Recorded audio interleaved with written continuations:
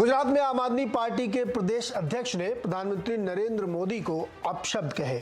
इससे पहले खुद अरविंद केजरीवाल गुजरात में कह चुके हैं कि भगवान श्री कृष्ण ने उन्हें राक्षसों का, कंस की औलादों का खात्मा करने के लिए भेजा है। दूसरी तरफ राज्य में प्रधानमंत्री मोदी और बीजेपी की लोकप्रियता जग जाहिर है। पिछले सप्ताह एक सर्वे भी आया था। इस सर्वे में बीजेपी को 47% वोट परसेंटेज और 2/3 सीटें मिलने का अनुमान भी लगाया गया है। ऐसे में सवाल बनता है कि क्या गुजरात में बीजेपी को वाकई कोई चैलेंज देने की स्थिति में है? अगर वो है तो कौन है? कांग्रेस है या आम आदमी पार्टी है, या एक लाइन में कहें तो इस वक्त गुजरात का माहौल क्या है? इसी पे आज हम चर्चा करेंगे, लेकिन पहले एक रिपोर्ट पर नजर डालते हैं।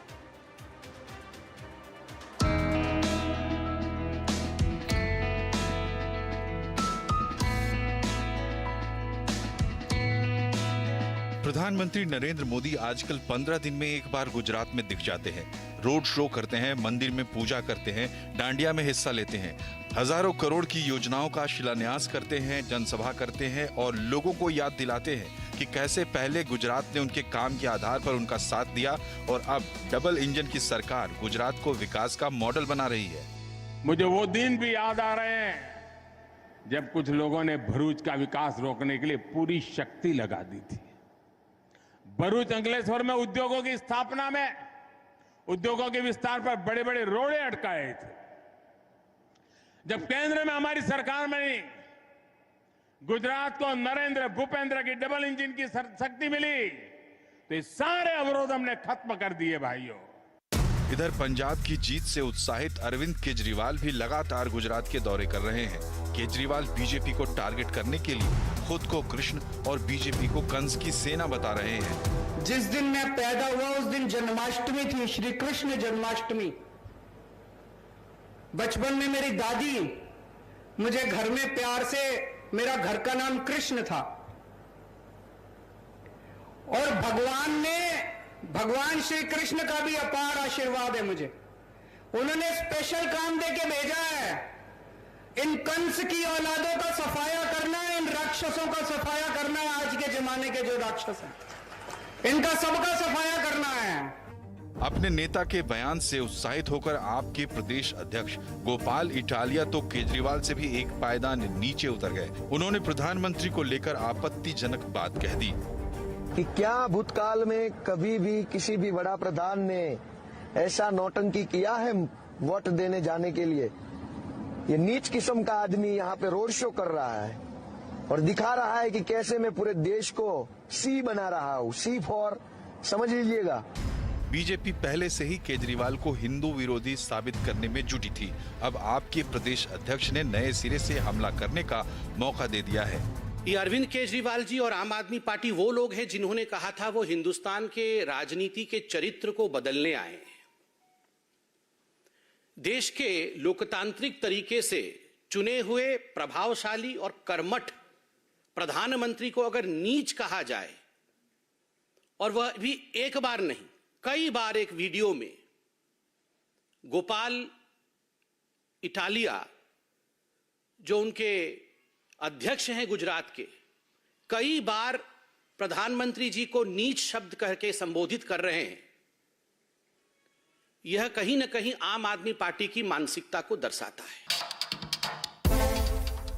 इधर कांग्रेस ने ऐलान किया है कि राहुल गांधी की भारत जोड़ो यात्रा का पहला चरण कामयाब रहा तो इसका दूसरा चरण गुजरात से ही शुरू किया जाएगा।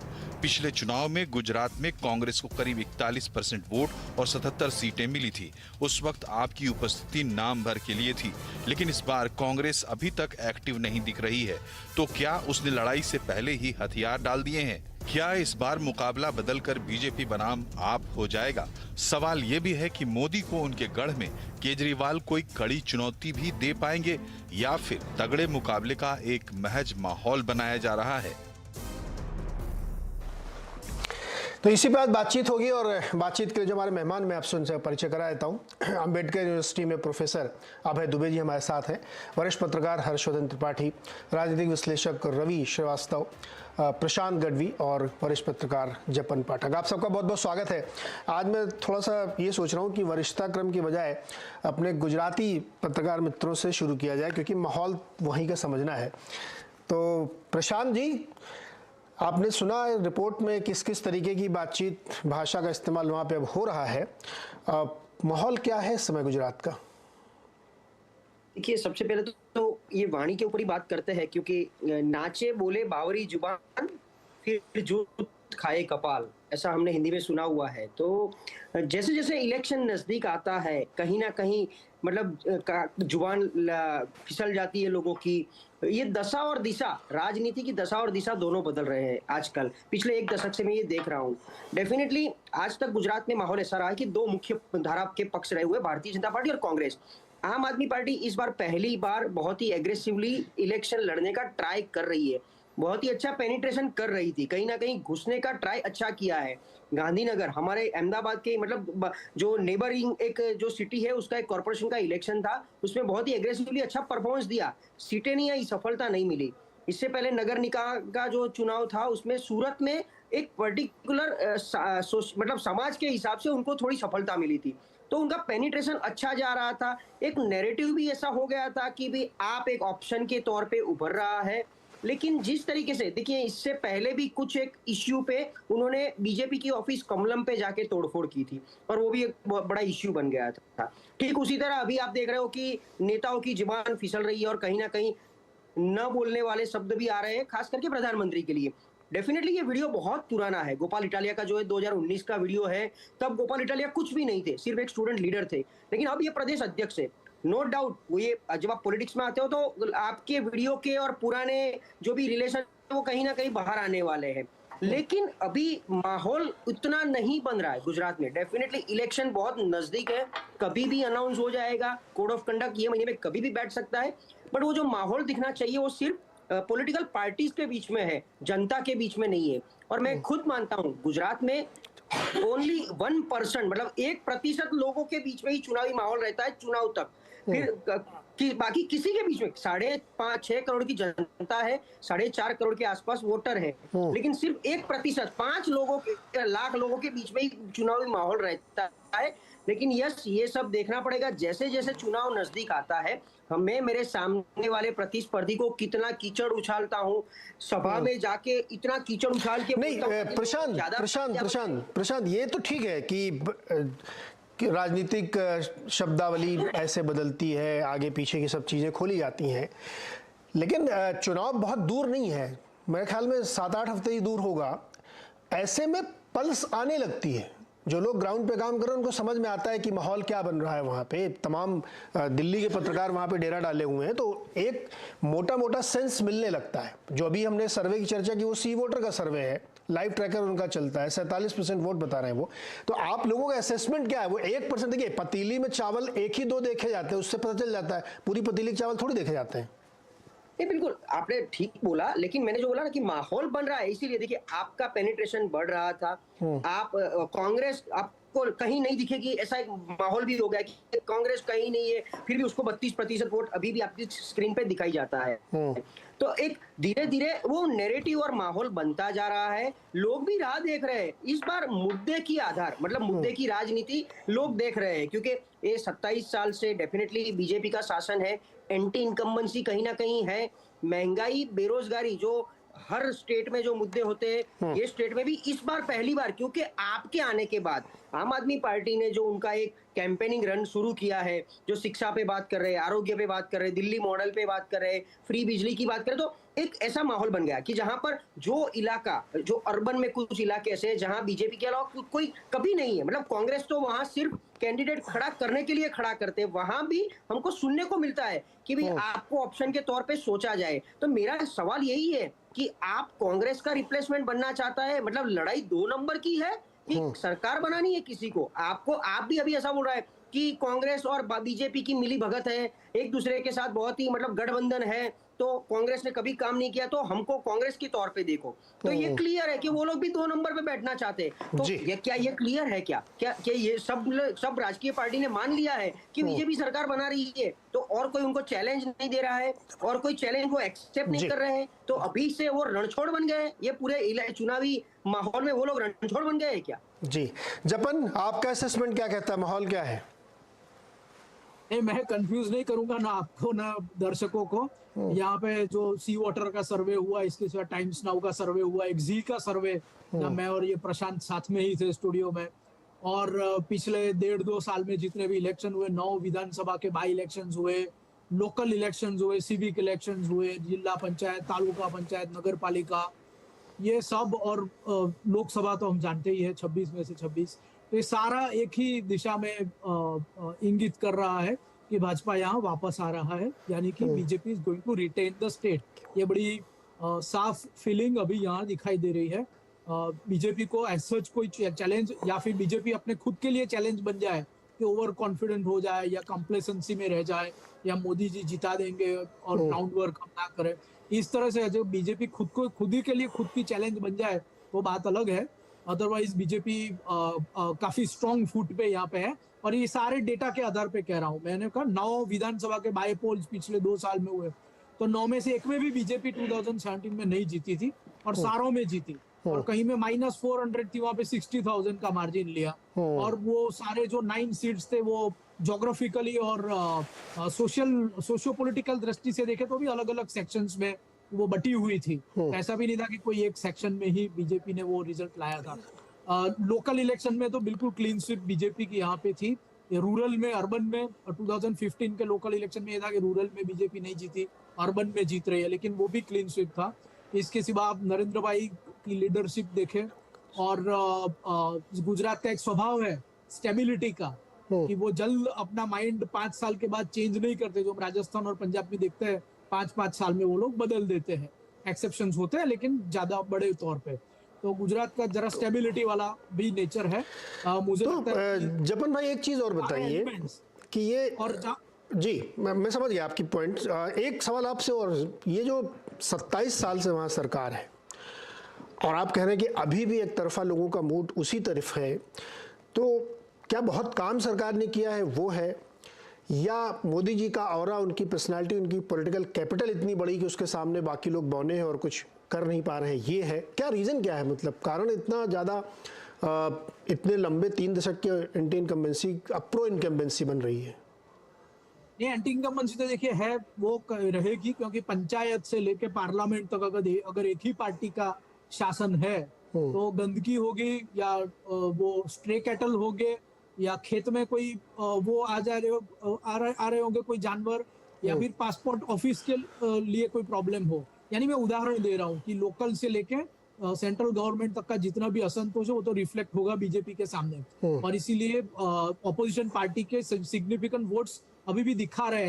ऐसा तो नहीं है कि बीजेपी पूरा क्लीन स्वीप कर रहा है। बहुत सीट के तौर पे अगर आप कह सकते हैं ज्यादा सीट्स इस बार ले जाएगा, ऐसा भी अनुमान है। सी वाटर के भी ये अनुमान ये दिशा में थे, लेकिन परसेंटेज की दृष्टि से विपक्ष को एक सिग्निफिकेंट चंक मिलता है जी। तो वो तो रहेगा, असंतोष है, लेकिन उसको कैपिटलाइज करने के लिए ऑपोजिशन के पास कोई स्ट्रांग लीडर या कोई स्ट्रांग प्लेटफॉर्म या कोई स्ट्रांग स्किल वो नहीं दिखाई दे रही है।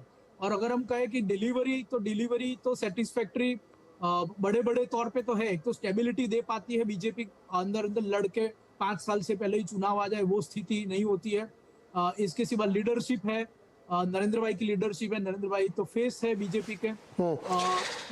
इसके सिवा डेवलपमेंट की भी डिलीवरीज देखे, अभी थाउजेंड्स ऑफ करोड़ के इनॉग्रेशन और ये स्टोन लेइंग अभी भी हो रहे हैं, और पिछले 20 वर्षों में आप देखें तो बहुत लंबा लिस्ट है उसका। तो ऐसा भी नहीं है कि परफॉर्मेंस भी नहीं है, बिल्कुल नहीं है। हाँ, उसमें लूप हो नहीं, परफॉर्मेंस तो होगा ही, बिना परफॉर्मेंस के आप 27 साल शासन नहीं कर सकते हैं, कुछ ना कुछ तो किया ही होगा। कच्छ का पूरा इलाका अगर सींच दिया है तो काम किया है ना, वो लोग भूल जाते हैं शॉर्ट मेमोरी, अलग बात है। रवि श्रीवास्तव जी, आपको आम आदमी पार्टी के समर्थक मान लूं मैं? समर्थक मान लीजिए, समर्थक मानने में मुझे कोई हर्ज नहीं है। ठीक है, नहीं आप जैसा कहें मैं नहीं कहूंगा। मेरी ओपिनियन इंडिपेंडेंट रहेगी। आप मुझसे सवाल पूछे। ठीक है, तो ये जो गुजरात का माहौल, अभी हमारे 2 गुजराती मित्रों ने बताया कि वहाँ क्या जमीन पे चल रहा है। आम आदमी पार्टी एनरोल करने की कोशिश कर रही है, सी वोटर के उसमें 15-17% की वोट परसेंटेज दिख रही है, लेकिन सीटों में कन्वर्ट नहीं हो रहा। ऐसे में जो इस तरीके के बयान होते हैं चुनाव में, बड़े टची हो जाते हैं। ठीक है, वो इटालवी वाला जो है तो पुराना है, लेकिन जो कंस वाला बयान एकदम ताज़ा तरीन है। आपको लगता है कि ये अपने आप में एक नुकसानकारी काम कर रही है आम आदमी पार्टी, जो थोड़ा बहुत मिलने था वो भी कट सकता है? देखिए नीरज जी, मेरा एक ये मानना है कि आम आदमी पार्टी चैलेंजेस से घबराती नहीं है। आम आदमी पार्टी का अगर आपने 17% का वोट शेयर दिखाया है अभी, जबकि अभी चुनाव अनाउंस भी नहीं हुए हैं, तो मैं समझता हूं कि पार्टी ने अपनी पकड़ बनानी शुरू कर दी है। देखिए, दो चीजों में बहुत फर्क है। मेरे मित्र जो गुजरात के अभी बता रहे थे, इनकी बड़ी गूढ़ नॉलेज है वहां की, ये बहुत अंदरूनी चीजें समझते हैं, मगर जो दुनिया को सामने दिखाई देता है वो कुछ चीजें ऐसी हैं जो गुजरात की लोगों को बहुत डिस्टर्ब भी करती है। देखिए, 6.5 करोड़ की स्टेट है, कोई शक नहीं है इसमें, और ये कहा गया कि 3.5 लाख करोड़ का गुजरात पर कर्ज है, और इतना ही कर्ज लगभग पंजाब पर भी है। तो ये दोनों, ये स्टेट जो हैं, इन पर कहा गया अरविंद केजरीवाल वहां पे फ्रीबीज बांट रहे हैं। अरविंद केजरीवाल का पुराना एजेंडा है, जो दिल्ली में काम किया है, जो पंजाब में काम कर रहा है, और वही गुजरात में वो बताने आए हैं कि भाई मैं अनएम्प्लॉयड को भत्ता दूंगा, मैं बिजली के 200 यूनिट फ्री करूंगा, मैं पानी इतना दूंगा, मैं शिक्षा में काम करूंगा, मैं स्वास्थ्य में काम करूंगा। तो मेरा ये कहना है कि भाजपा के पास मुद्दों पर बताने के लिए क्या है? अब तक मुद्दों पे कोई बात नहीं हुई है। जो मुद्दों पे बातें हैं वो कुछ बड़ी निगेटिव किस्म की हैं। आप देखिए, 4000 टन ड्रग गुजरात के पोर्ट पे उतरती है। देश के अंदर जो 75% ड्रग जाती है वो गुजरात से जाती है। वहां पर प्रोहिबिशन है, कोई दारू का वहां पे ठिकाना नहीं है, अड्डा नहीं है। इसके बावजूद 75 लोग शराब नकली पी करके मर जाते हैं। और भी बहुत सारे जो पैरामीटर हैं, चाहे वो ह्यूमन डेवलपमेंट इंडेक्स हो, चाहे वो एम्प्लॉयमेंट की बात हो, चाहे वो इन्फ्लेशन, महंगाई की बात हो, वो चीजें तो पूरे देश में कॉमन है। मगर गुजरात में भी उन चीजों पर, मुद्दों पे चर्चा होनी शुरू हो गई है, वो जरूरी है। देखिए, एक और फर्क है, गुजरात की जो जनता है वो बहुत रिलीजियस ग्राउंड पे वोट देती है, और मैं समझता हूं कि श्री नरेंद्र मोदी जी का एक ये पॉइंट जो हिंदू मुसलमान वाला है, वो वहां पे बहुत समय से 27 साल से क्लिक कर रहा है। आपने पहला सेंटेंस बोला था, बहुत सही बोला था कि परफॉर्मेंस के बिना आपको दोबारा कोई वोट नहीं देगा, ये बात बिल्कुल सही है। मगर उसके साथ जो इमोशनल मुद्दे होते हैं, जो कनेक्ट होता है एक रिलीजन वाला, वो उनको क्लिक कर जाता है। और वो समझता हूं मैं कि उस मुद्दे पर ही आज आम आदमी पार्टी अपनी बात कह रही है कि भाई देखो, रिलीजन से आपको नौकरी नहीं मिलेगी, रिलीजन से आपको महंगाई से मुक्ति नहीं मिलेगी, रिलीजन से आपको यहाँ पे रोजगार के अवसर पैदा नहीं होंगे, रिलीजन से बिजली नहीं मिलेगी, रिलीजन से पानी नहीं मिलेगा, शिक्षा नहीं मिलेगी, स्वास्थ्य नहीं मिलेगा। इन फील्ड्स के अंदर भारतीय जनता पार्टी ने 27 सालों में क्या काम किया, उसकी कोई शोकेसेस नहीं है। बल्कि कितने स्कूल, वहां पे हजारों स्कूल बंद हो गए, वहां पर कितनी शिक्षा कितनी महंगी हो गई, वहां पर स्वास्थ्य के अंदर कोरोना नहीं। तो ये श्रीवास्तव जी, ये सब एक दिन में थोड़े हुआ, 27 साल से चल रही, तो बहुत सारे स्कूल बंद हुए होंगे, बहुत सारे खुले हुए होंगे, और बहुत सारे काम हुए होंगे, लोग उसको दे रहे हैं। वो एक व्यापारी स्टेट है, वहाँ के लोगों की सोच व्यापार की तरफ ज़्यादा है। कर्जा का आपने बताया, पर कैपिटा भी बता देते पंजाब की कितनी यहाँ की है, करीब 40% ज्यादा है सर। नहीं, कंपैरिजन फिर वैसे ही होना चाहिए ना। मैं ये कह रहा हूँ कि जी, मुद्दे तो हैं, लेकिन जो माहौल, जैसे 17% वोट परसेंटेज है, उत्तराखंड में भी ऐसा ही था, सीटें नहीं मिली, अब दोबारा पता नहीं कैसे हो, तो एक माहौल बन जाता है। अभय दुबे जी और हर्षवर्धन जी, आपके पास आता हूँ। अभय दुबे जी, ये जो पूरा गुजरात का एक सिनेरियो भी आपने सुना, माहौल बना, आपका असेसमेंट क्या कहता है कि वहां लड़ाई का दूसरे नंबर के लिए हो रही है क्या? क्योंकि बाइपोलर इलेक्शन जब भी होता है तो उसमें 15-17% वोट का कोई मायने नहीं होता, अनलेस कि आप 20 का आंकड़ा क्रॉस करें तो वो सीटों में कन्वर्ट हो, वरना सीट नहीं मिलती, 15% वोट भले मिल जाते हैं। नीरज जी, अभी आपने सी वोटर एबीपी के सर्वेक्षण का जिक्र किया, तो मैंने उस सर्वेक्षण को ध्यान से देखा है और उसके ऊपर मुझे मौका मिला था तो बहस भी की है, इसलिए मैं जो कुछ भी बोलूंगा उसी के संदर्भ में बोलूंगा। इससे पहले मैं साफ कर दूंगा, अभी 3 साथियों ने जो अपनी बात कही, वो तीनों मेरे लिए बड़ी शिक्षाप्रद है, उससे मेरी जानकारी में बढ़ोतरी हुई, मैं उन तीनों का शुक्रिया अदा करता हूँ। अब आप इस सर्वेक्षण को देखिए, जो सर्वेक्षण बताता है, आपके साथ मेरे सामने आंकड़े हैं कि बीजेपी को 47% वोट मिलेगा, कांग्रेस को 32% मिल सकता है, और आम आदमी पार्टी को 17% वोट मिल सकता है। आप 32 और 17 को अगर जोड़ दीजिए तो वो बीजेपी के वोटों से आगे बढ़ जाता है। ये गुजरात की राजनीति में पहली बार हो रहा है। इससे पहले हमेशा भारतीय जनता पार्टी और कांग्रेस के बीच में वोटों का जो फर्क होता था वो 10 से 15% या शायद उससे भी ज्यादा हुआ करता था। ये पहली बार हो रहा है कि जो भाजपा के खिलाफ वोट हैं वो भाजपा के वोटों से ज्यादा हैं। अब सवाल ये है कि ये खिलाफ वोट है वो बंट रहे हैं आपस में, ये तो एक सवाल है। और दूसरा सवाल ये है कि भाजपा के खिलाफ इतने वोट क्यों पड़ रहे हैं। भाजपा के खिलाफ वोट इसलिए, वो भी इसी सर्वेक्षण में आंकड़ा मौजूद है और मैं चाहूंगा कि आप उस आंकड़े को यहाँ पे जरूर दिखाएं।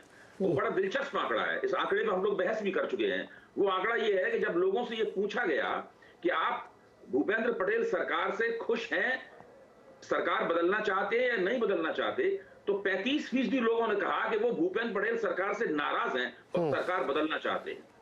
बाकी 35% ने कहा कि वो भूपेंद्र पटेल सरकार से नाराज हैं लेकिन सरकार नहीं बदलना चाहती। इसका मतलब ये है कि एंटी इनकम्बेंसी चाहे सरकार बदलने में राजनीतिक रूप से व्यक्त हो रही हो, चाहे सरकार न बदलने में व्यक्त हो रही हो, वो 70% है इस सरकार के खिलाफ। और बाकी जो 30% है वो भी कोई सरकार से पूरी तरह खुश नहीं है। उसमें भी केवल 22-23% का आंकड़ा शायद ऐसा है, जहां तक मुझे याद पड़ता है, वो सरकार के कामकाज से खुश हैं। बाकी लोग कह रहे हैं कि भाई हम इस सवाल का जवाब नहीं दे सकते, हमें पता नहीं है। तो इसका सीधा मकसद मतलब यह है कि एंटी इनकम्बेंसी बहुत जबरदस्त है और भारतीय जनता पार्टी भी इस बात को जानती है कि एंटी इनकम्बेंसी बहुत है। इसीलिए 20 शासनकाल में मुख्यमंत्री को हटाया, न केवल हटाया बल्कि सरकार के एक मंत्री को बदल दिया। ऐसा कभी होता नहीं है। ऐसा तभी होता है जबकि एक असाधारण स्थिति बन रही हो और असाधारण स्थिति से निपटने के लिए भारतीय जनता पार्टी की आला कमान ने एक असाधारण रणनीतिक कदम उठाया। तो उसे पता था कि एंटी इनकम्बेंसी बहुत जबरदस्त है।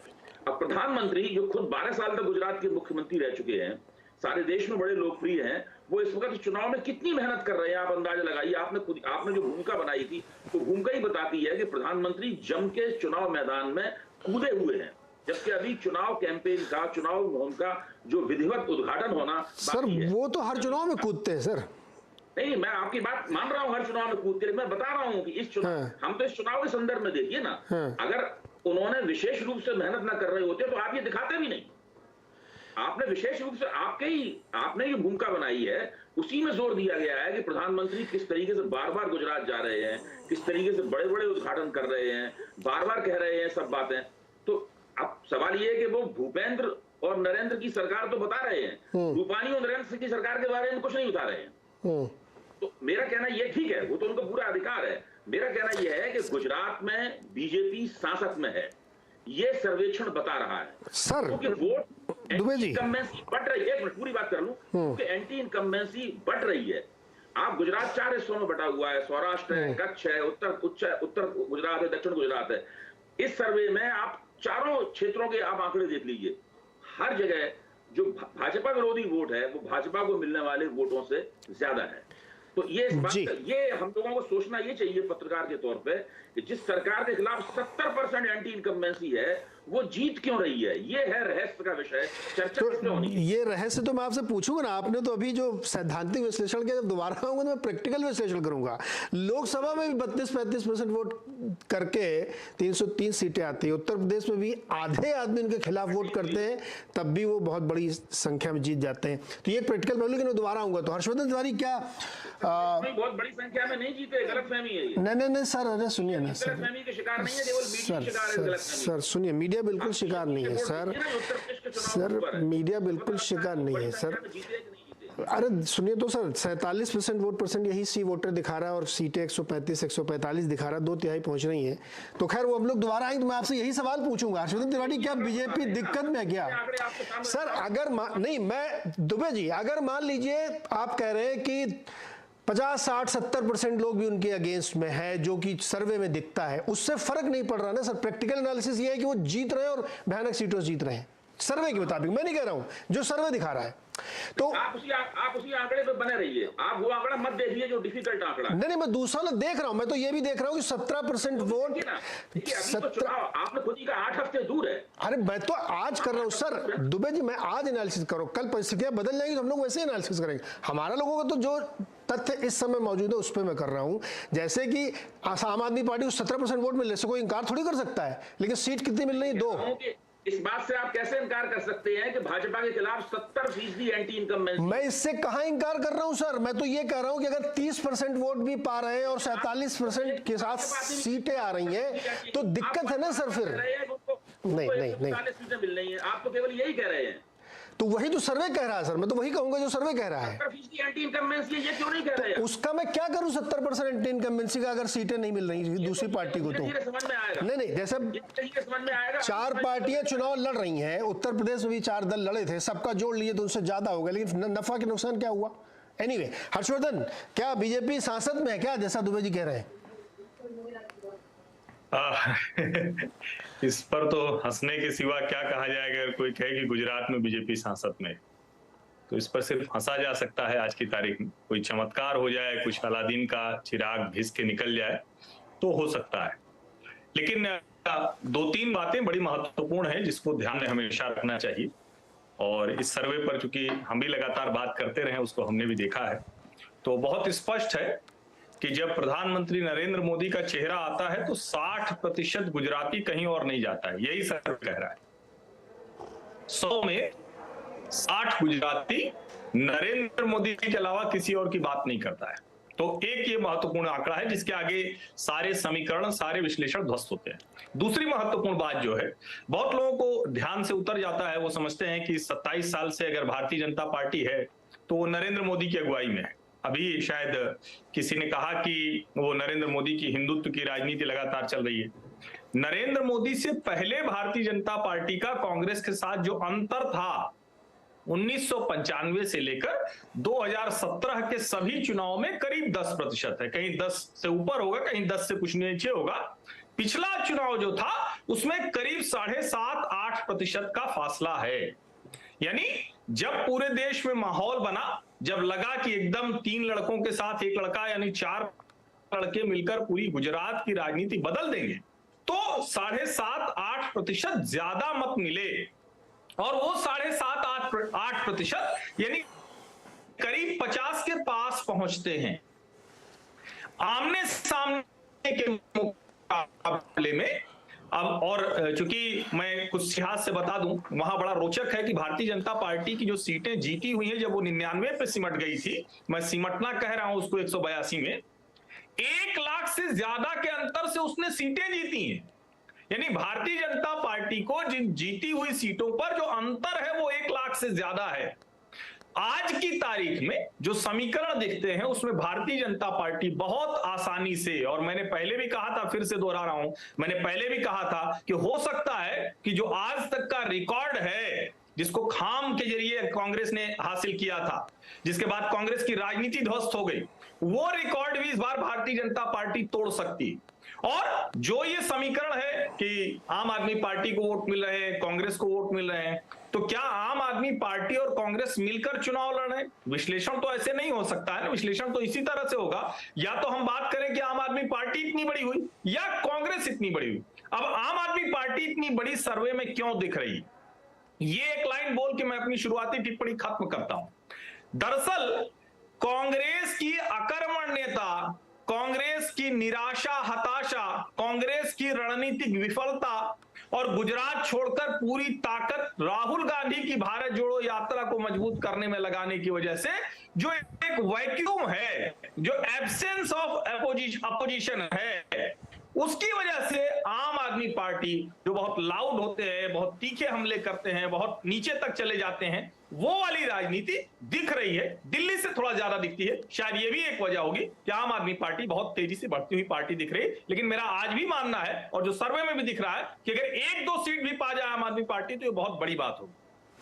नहीं, सर्वे में ही ये कहा गया था, और सर्वे के जो कर्ता धर्ता यशवंत जी हैं वो भी ये मानते हैं कि जो नुकसान हो रहा है वो कांग्रेस को हो रहा है, क्योंकि वो अगर मान लीजिए 100 वोट खींचे आम आदमी पार्टी तो उसमें 75 कांग्रेस के होते हैं और 25 बीजेपी के होते हैं, तो नुकसान कांग्रेस को हो रहा है। ये उन्हीं का कहना है जो उन्होंने अपने सर्वे के बाद विश्लेषण में कहा है। तो एक राउंड हो गया अपना अपना आंसर किया। दोबारा मैं आता हूँ आप लोगों के पास।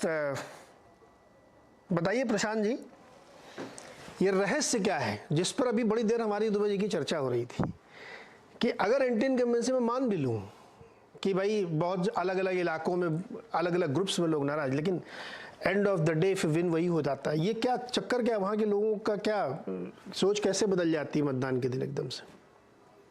देखिए, दुबे जी को भी मैं थोड़ा मतलब गुजरात का ज्योग्राफी के हिसाब से भी अहमदाबाद, बड़ौदा, सूरत, राजकोट, यहाँ की 4 मेजर सिटीज और अर्बन की टोटल 60 सीट्स है, 182 है, जिसमें 60 में से 54 सीटें बीजेपी के पास है, आज तक रही हुई है। कांग्रेस कहीं नहीं थी, 6 सीट पे ही है।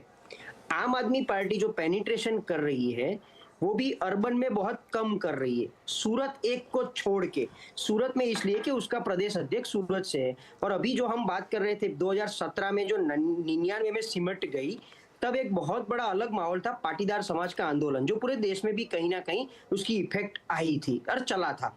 अभी वही हार्दिक पटेल जो पाटीदार समाज का जो लीडर था वो अभी बीजेपी में है। तब एक और भी आंदोलन था, ठाकुर सेना वाला आंदोलन, जिसका लीडर अल्पेश ठाकुर था, वो आज की तारीख में बीजेपी में है। तो आज की तारीख में गुजरात में ऐसा कोई अलग माहौल या कोई आंदोलन चल रहे हैं, लेकिन वो प्योर गवर्नमेंट एम्प्लॉय के चल रहे हैं। गवर्नमेंट एम्प्लॉय हम भी जानते हैं कि 50% से ज्यादा लोग सिर्फ आंदोलन में जुड़ते हैं, लेकिन वोट फिर सरकार में जाके करते हैं। पिछले 10 साल में हमने ये देखा हुआ है। पहले सिचुएशन अलग थी कि गवर्नमेंट एम्प्लॉई सरकार के खिलाफ जाके वोटिंग करते थे, लेकिन अभी वो सरकार के फेवर में वोटिंग करते हैं। पहला तो 60 ये और बाकी सूरत की थोड़ी ऐड करो तो 70 से 75 सीटें ऐसी है जो प्रो बीजेपी सीट है। भले एंटी इनकम्बेंसी भी है, रूरल में काफी सारे फार्मिंग सेक्टर, मतलब फार्मिंग का जो पूरा एरिया इलाका है, वहां आज की तारीख में भी वो एंटी बीजेपी बात करेंगे। हम वहां जाएंगे तो वो लोग बीजेपी के खिलाफ बहुत बोलते हैं, वो लोग वोट भी करते हैं बीजेपी के खिलाफ, लेकिन फाइनली तो जो जीता वही सिकंदर। 92 सीट का मैजिक फिगर क्रॉस करना है, फिर वोट प्रतिशत 43% हो, 44% हो, उससे भी ज्यादा। लास्ट टाइम कांग्रेस को 42% वोट मिला और बीजेपी को 49। तो कितना भी बड़ा माहौल आप देख लो, मोदी साहब का मतलब इतना जलवा है, फिर भी बीजेपी ने मोदी साहब की लीडरशिप में कभी भी 50% वोट शेयर क्रॉस नहीं किया है। वो भी एक इतना ही रियल फैक्ट है। बट अभी भी मतलब या तो मोदी का चेहरा देख लो, या बीजेपी के प्रति लोगों का आशीर्वाद देख लो, या उसको अगेन हिंदू मुस्लिम, क्योंकि हिंदुत्व एक ऐसा ही मुद्दा है गुजरात में जो पिछले 27 साल से चल रहा है।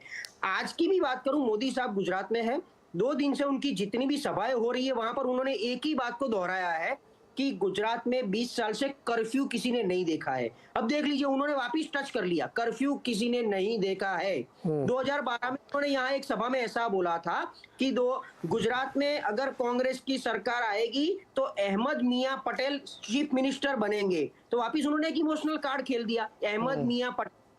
गुजरात कांग्रेस में देखिए, दिल्ली में बैठे हुए कांग्रेसी सीनियर्स में गुजरात प्रायोरिटी नहीं है। मैं तो यहाँ की ग्राउंड लेवल की वास्तविकता बता रहा हूँ कि गुजरात कांग्रेस की प्रायोरिटी हो सकती है, लेकिन दिल्ली कांग्रेस की प्रायोरिटी नहीं है कि गुजरात में कांग्रेस की सरकार बने। उनका गठबंधन बोल लो, जो भी बोलो, जो जूथबंदी है यहाँ पर उनका कांग्रेस का, एक 4 लीडर थे आज तक, इस बार जूथबंदी नहीं दिख रही है। बट फिर भी उनकी जो अभी निष्क्रियता, कहीं ना कहीं आपने भी, किसी मेरे 2 मित्र ने भी बोला कि कांग्रेस की निष्क्रियता, तो बीजेपी को टक्कर मारने के लिए 92 सीट्स की जीतने की रणनीति किसी भी पार्टी की आज की तारीख में नहीं है।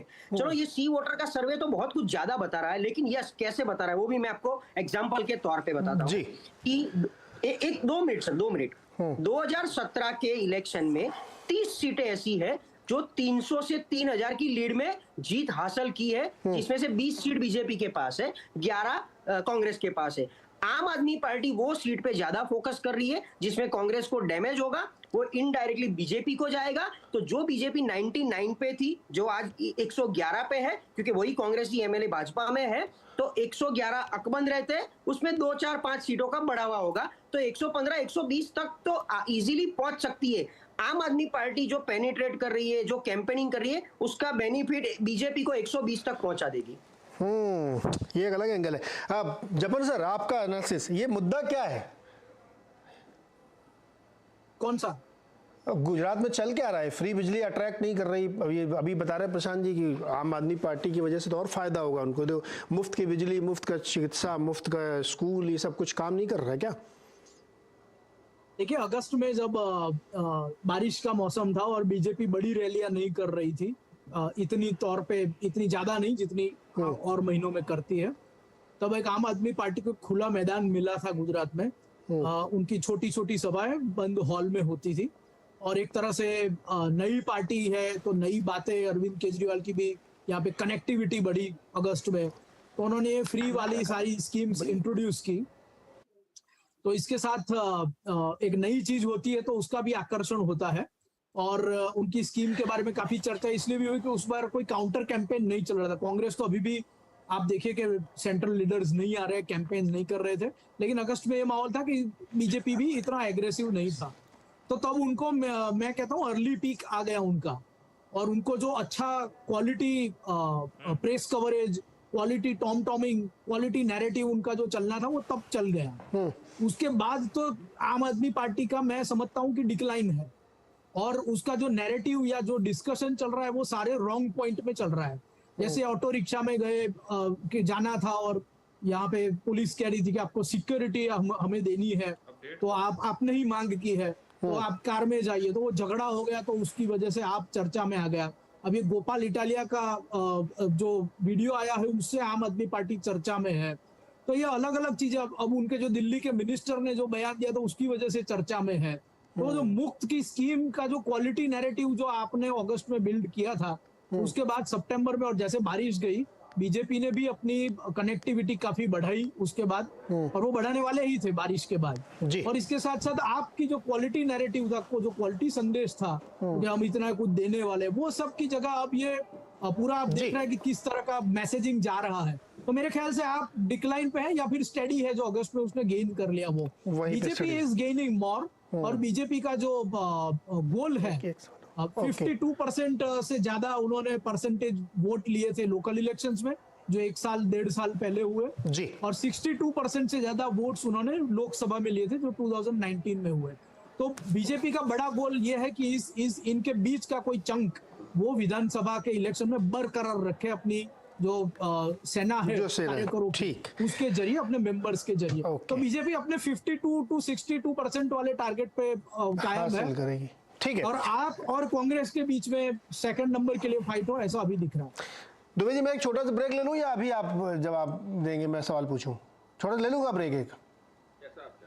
चलिए एक बहुत ही छोटा सा ब्रेक है, कुछ सेकंड का, लौट के आते हैं फिर दुबे जी और श्रीवास्तव जी से चर्चा आगे बढ़ाएंगे। छोटा सा ब्रेक।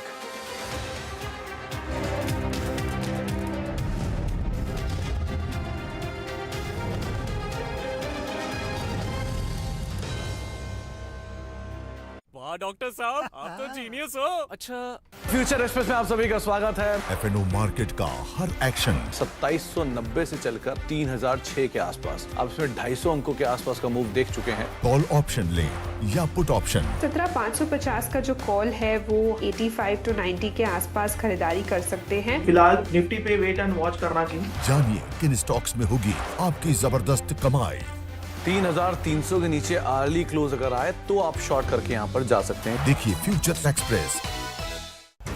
बाजार शुरू होने से पहले कीजिए मुनाफे की तैयारी। जहाँ से कॉल राइटर्स बाहर निकल रहा है वहाँ पे बाय कर दीजिए और जहाँ पे पुट राइटर कन्विक्शन है वहाँ पे डिप बाय कीजिएगा। जानिए सेंसेक्स और निफ्टी की कैसी होगी चाल। बहुत बढ़िया मूव्स एंजॉय कर रहा है ये स्टॉक। ब्लैक पैटर्न का ब्रेकआउट, बाय 1210 तक की तैयारी। कौन से स्टॉक्स आपको बनाएंगे मालामाल? 590 के ऊपर खरीदेंगे, 580 के स्टॉप लॉस है, 620 के टारगेट के लिए। देखिए मुनाफे की तैयारी। आप देख रहे हैं कमाई का अड्डा। मार्केट के आखिरी 1.5 घंटे का सारा एक्शन। अगर आपने लॉन्ग प्रॉफिट बनाया है तो रह सकते हैं आप। 30, 40, 50 पॉइंट का स्टॉप लॉस लेके चल सकते हैं। क्लोजिंग बेल बजने से पहले कीजिए जबरदस्त कमाई। तेजी वाला ट्रेड 875 का स्टॉप लॉस लगाइए, तेजी कीजिए। इजीली स्टॉक में मोमेंटम आता हुआ दिखाई दे रहा है। जाने माने एक्सपर्ट्स के साथ इस ऑप्शन के स्टॉप लॉस रखे करीब 32 रुपए के आसपास। देखिए कमाई का अड्डा। मार्केट की पल्स पढ़नी हो या सॉल्व करनी हो स्टॉक से जुड़ी आपकी क्वेरीज, उनके पास है मार्केट से जुड़ा हर जवाब। मार्केट का एक ऐसा नाम जिसका नाम ही काफी है, एक ऐसा चेहरा जिस पे 20 सालों से आप करते हैं भरोसा। देखिए हर रोज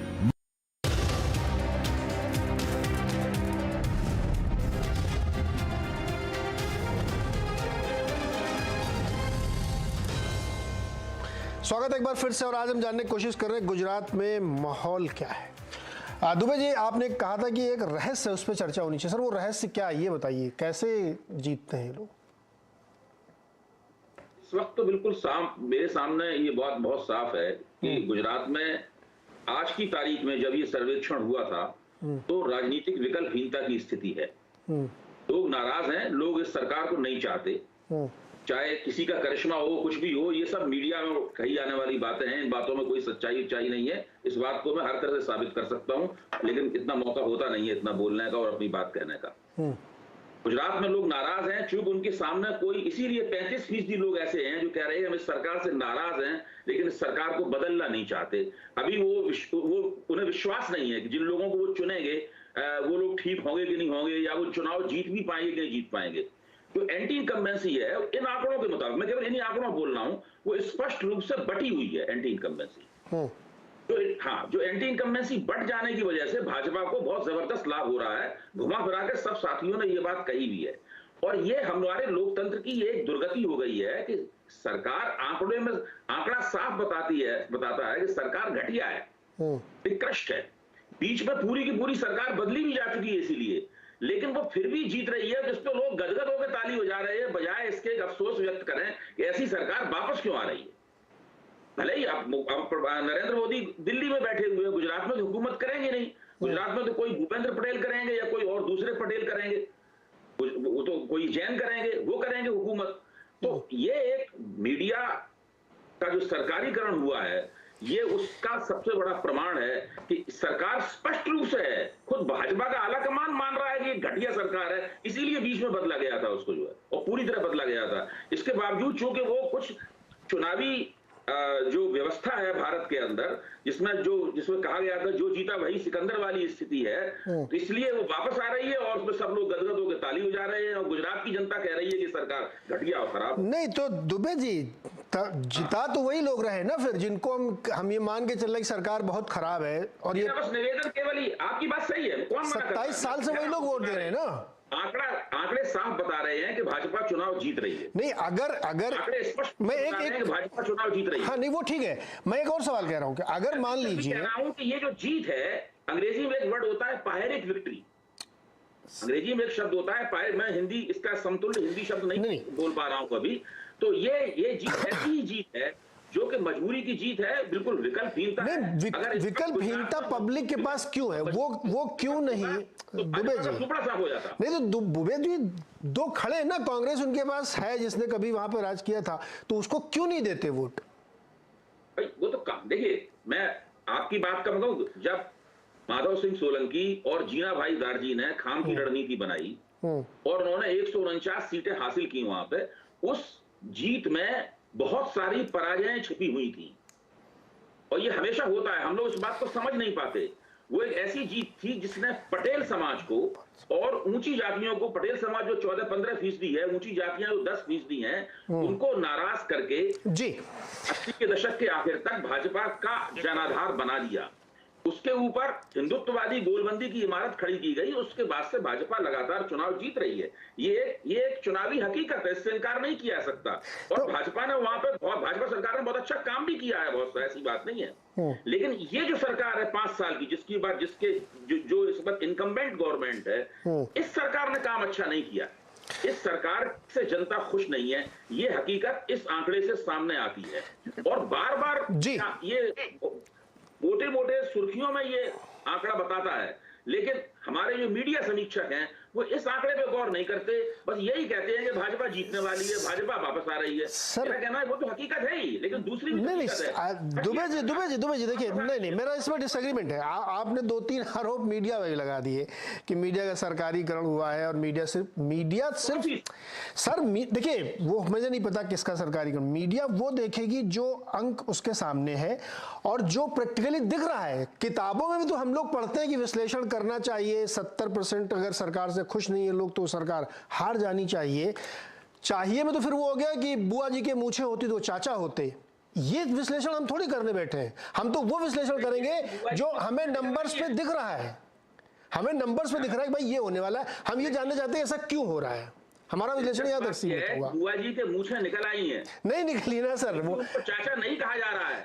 नहीं निकली है सर, नहीं निकली है, नहीं निकली आ जाए तो सब ठीक हो जाएगा सर। बुआ जी के मुंह से निकल आई है, फिर भी उन्हें चाचा नहीं कहा। निकली होती तो हम लोग यहाँ चर्चा नहीं निकली ना, इसलिए। अच्छा चलिए एक छोटा छोटा कमेंट सर श्रीवास्तव जी आपके सामने और हर्षवर्धन जी, उसके बाद आपके, तो संक्षेप में रखिएगा, समय हम लोग को जल्दी निकल रहा है आज।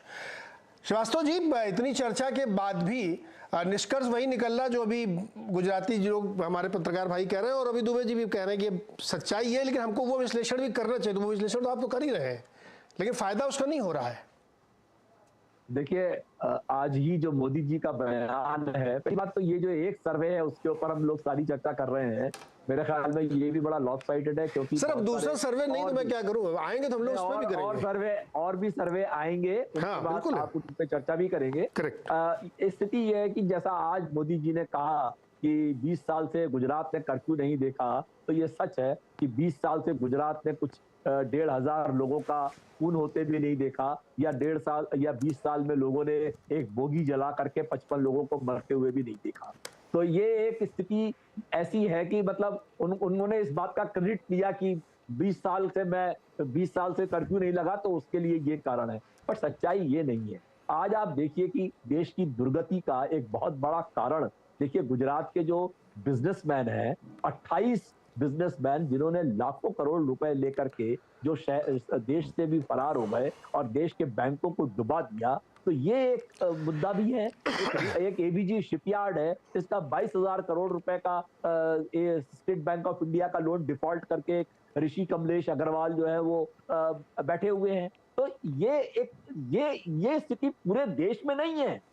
लोगों ने इतने पैसे या इतनी ड्रग या इतना जो अपराध है वो नहीं हुआ है। पेपर लीक होकर के यूपी के अंदर, गुजरात के अंदर कितना भ्रष्टाचार हुआ है। तो ये जनता जो है वो भुक्तभोगी, जैसा दुबे कह रहे हैं कि लोगों के दिलों में बहुत दर्द है, पर ये जो कम्युनल पोलराइजेशन है ये अब तक भाजपा को थोड़ा बहुत खींचता लाया है, मगर आगे ये पोलराइजेशन मुझे नहीं लगता कि अब आगे ये काम करेगा। और जैसा आप देख रहे हैं कि कांग्रेस के बारे में एक बात कही जाती है कि आप वोट किसी को भी डालिए, वोट वो अल्टीमेटली भाजपा को जाएगा।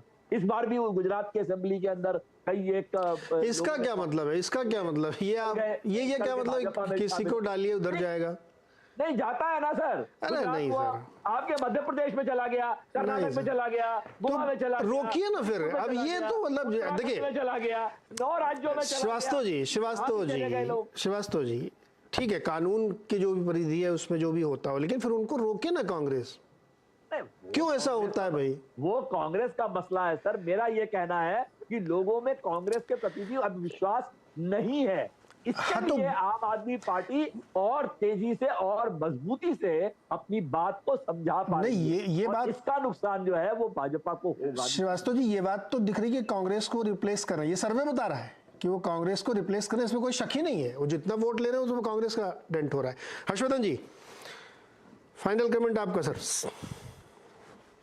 देखिए नीरज जी, मुझे लग रहा है कि ठीक है, अच्छा कि आपने एडिटोरियल पैनल किया है, क्योंकि रवि जी तो घोषित तौर पर आम आदमी पार्टी का पक्ष रखते हैं, कभी कभी वो स्वतंत्र के तौर पर भी बोलते हैं, लेकिन ठीक है, इसमें कोई बुराई नहीं है। उनकी राजनीतिक महत्वाकांक्षा भी है, कोशिश भी उन्होंने की है।